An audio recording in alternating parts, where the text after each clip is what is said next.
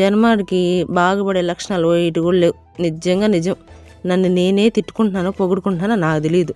నాకు వచ్చే కోపం ఊరికనే వస్తుంది కోపం. ఎవరన్నా ఏమైనా అన్నారంటే అది నా పక్కన తప్పు లేకుండా ఉన్నిందంటే ఖచ్చితంగా తిరుక్కొని నోరేసుకొని అరుస్తానా. అబ్బా దానికి అంత నోరు ఉండదు. అమ్మగారింట్లో ఉండేటప్పుడు లేదు, అత్తగారింటికి వచ్చినప్పుడు వచ్చిందంటారు. అత్తగారింటికాడ ఉండేటప్పుడు అయినా అమ్మగారింటికాడ ఉండేటప్పుడు అయినా తప్పు చేస్తే తిడితే పడతారు ఎవరైనా. తప్పు లేకుండా తిడితే ఎందుకు పడతారు ఎవరైనా?